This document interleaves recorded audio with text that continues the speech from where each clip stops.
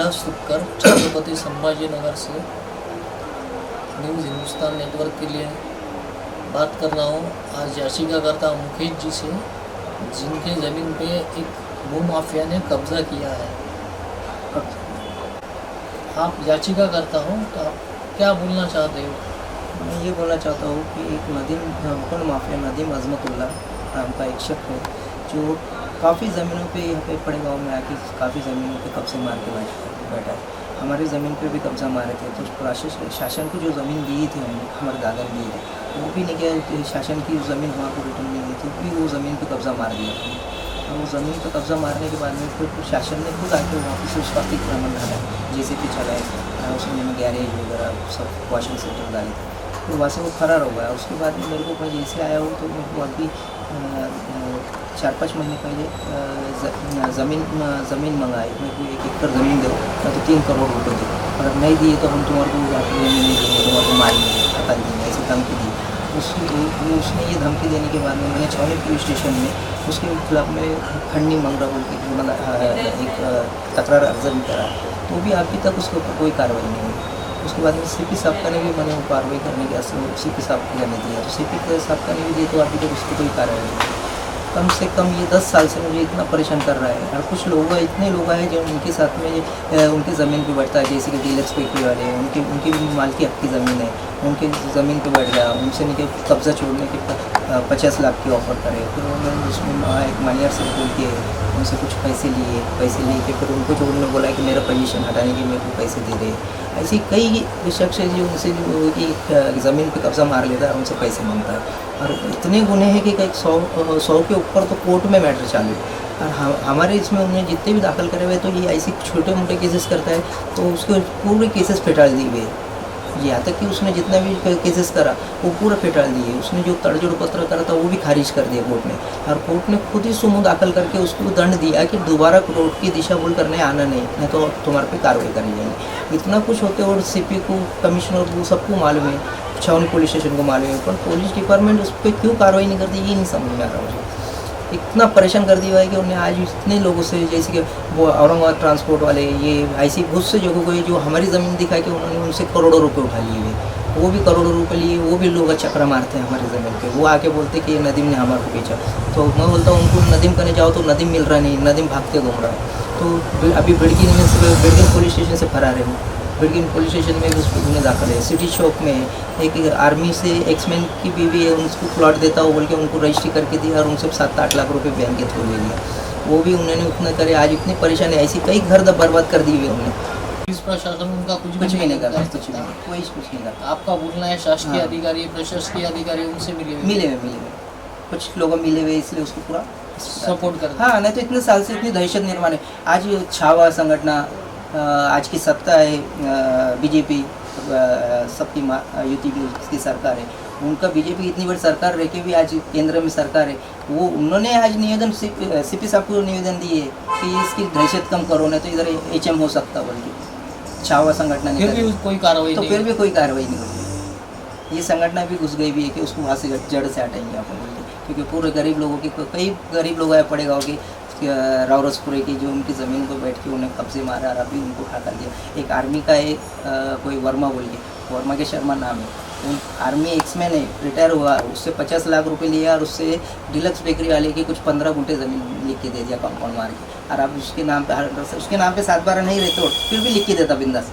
नहीं तो जो जिस जगह गवर्नमेंट के डॉक्यूमेंट्स बनाता है तो गवर्नमेंट पूछती नहीं कि कोई कुछ नहीं पूछते। अपन कितना भी एप्लीकेशन दो, इन्हें डुप्लीकेट करा रहे, ऐसे नोटरी करके 50 लाख, 1 करोड़ 50 किससे 25 लाख, ऐसे कितने पेमेंट लेते हैं, तो ये कोई पूछते नहीं यार। उसके पूरा है डिपार्टमेंट का नहीं, पूरा है, सबका का नहीं, पूरा है। सबके पास प्रूफ होने के बावजूद भी कोई केस नहीं करता, कोई शासकीय अधिकारी उसके ऊपर कार्रवाई नहीं करता, कोई भी नहीं करता। और जो बिड़किन का आप बता रहे थे उसका क्या है?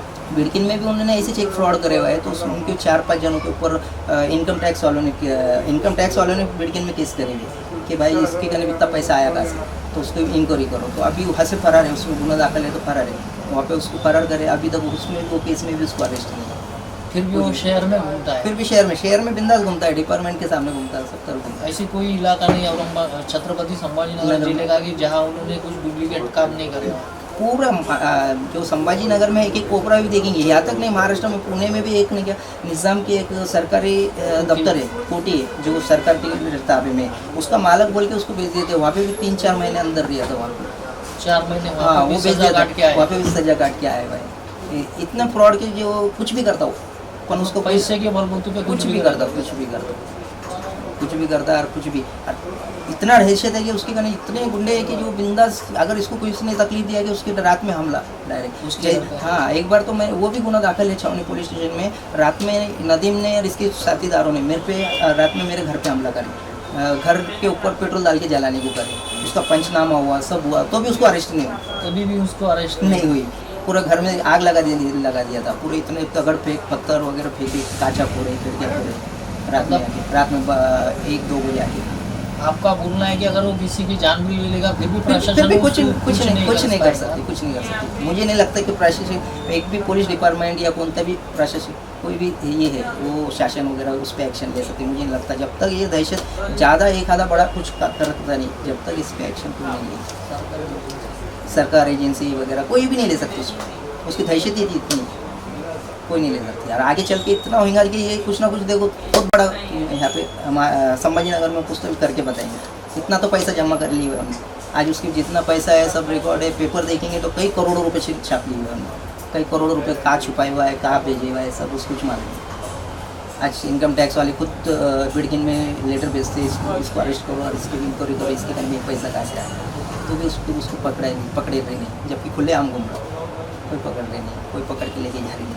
यहाँ तक कि पुलिस डिपार्टमेंट के जो ATS के जैसे अधिकारी लोगों के भाइयों के नाम पे ज़मीन ले उनको भी फंसाए, तो भी उनके पैसे लेके, तो वो तो कैसे ही उनके अधिकारी ATS के, तो उन्होंने तो उठा के लेके जाके पूरा पैसा कवर कर लिया उनका।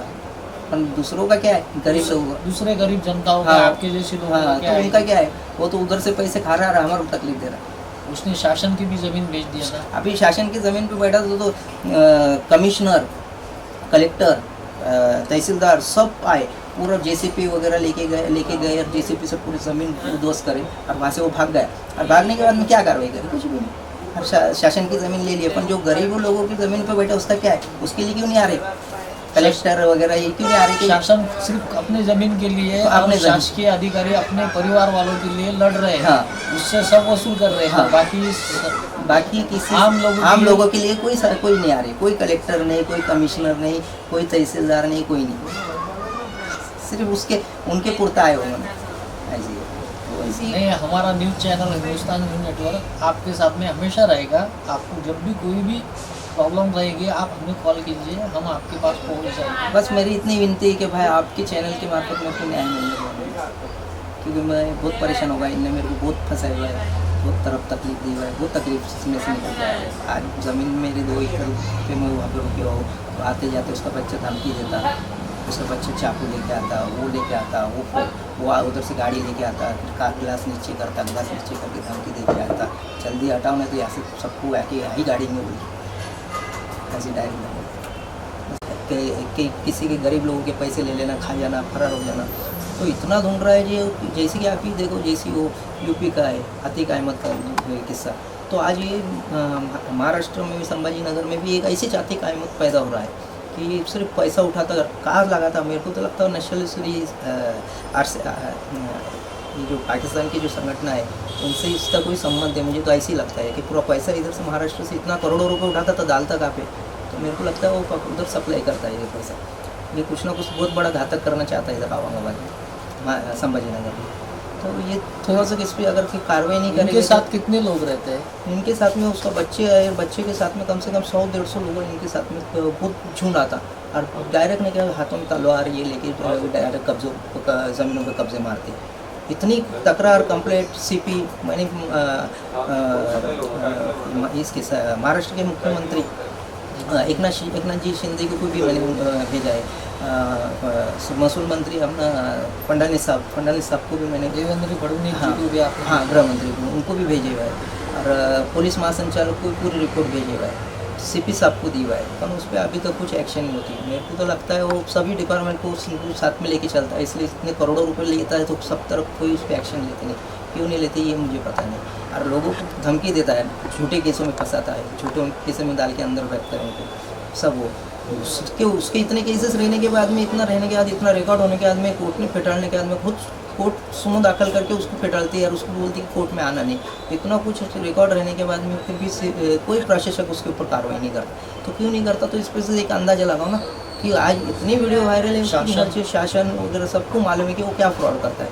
और शासन बिंदास, उसने कुछ फ़ोन पे भी बोल दिया कि मेरे को ये तंग कर रहा है, तो उसको पुलिस डिपार्टमेंट उनको बुला लेता, जबकि महसूल रिकॉर्ड 7/12 ज़मीन पे नाम 7/12 सब मालकी हक का नाम रहता है। तो वो लोगों को बुला के उनको नोटिस दिए जाती है, पर उसको बुला के नोटिस दिए नहीं जाती। ऐसी क्यों होता? आपका बोलना है कि जिसकी ज़मीन है उसको तकलीफ, मतलब उसको तकलीफ पुलिस प्रशासन हाँ देता है, वो हाँ बुला के हैरेसमेंट करती, और जो फ्रॉड करता है उसको कुछ कोई कार्रवाई नहीं करता। और उसकी तकरार देने को गए तो लेते नहीं, रख देते और बुलाते नहीं, और फिर बाद में अपने कुछ बोलते कि तुम्हारे खिलाफ में एक अर्जा आया हुआ है, नदीम ने दिया, इसने दिया, एक अर्जा आया, ऐसी बुला के हमारे को बुला लेते। पर उसको बुलाते, हम बोलते हमने दिए तो उसका क्या हुआ? तो उसके ऊपर कुछ भी एक्शन नहीं कुछ आप डायरेक्ट कोर्ट में क्यों गए? नहीं, कोर्ट में गए, कोर्ट से उसको पेटाए हुए, केस हरे हुए सब। नहीं, आपने कोर्ट में केस दायर क्यों नहीं किया कि पुलिस प्रशासन हमारी सुनता नहीं उनकी? तो कोर्ट में दिया ना मैंने, कोर्ट में भी दिया है। कोर्ट में अभी केसेस चालू है उसके ऊपर,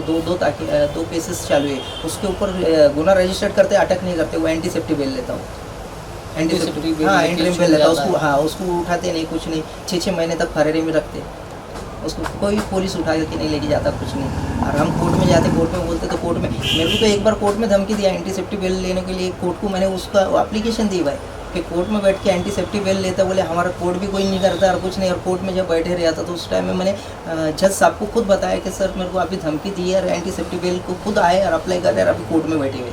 तो कोर्ट में जैसे मैंने उनको बताया तो कोर्ट के सामने वो उठ के भाग गए। उस टाइम में उनका एडवोकेट MM लतीफ़ बोल की लॉयर था। तो कोर्ट में आके धमकी देता हो कि मैं देखो यहाँ कोर्ट में बैठ के हम जामीन लेते, हमारा कोई तेड़ा नहीं। मतलब उनकी इतनी दहशत जज के सामने किसी शासकीय या प्रशासकीय अधिकारी को डरते नहीं, जिसे चाहे उसे मैनेज कर सकते हैं। नहीं, आप सोच सकते हैं ना कि जैसे कि वो कोर्ट में बैठ के बेल के लिए आया और हमारे को बोल रहा है, हमारे कोर्ट के सामने बैठ के लेते, हमारा कोर्ट भी कुछ नहीं करता। कोर्ट को जब बताते तो कोर्ट में से उठ के भाग जाता। तो सोचो तुम वो कितना डेंजर आदमी हो। आपकी ज़मीन कितनी है?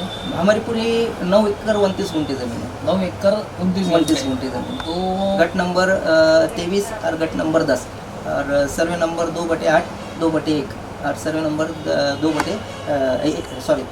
Survey number 13। लगभग उसकी आज कीमत कितनी होगी? लगभग हमारी वो पूरी टोटल आज पकड़े गए तो कम से कम 35 से 40 CR की प्रॉपर्टी है। 35 से 40 करोड़ की प्रॉपर्टी है। और आपसे वो कितनी रंगदारी मांग रहा है? अभी तो ये चीज़ों अभी 2 एकड़ में मैं जो मेरे पोजीशन में अभी पूरा टोटल तो 2 एकड़ में के उसमें से 1 एकड़ ज़मीन मांग रहा है, नहीं तो 3 करोड़ रुपये।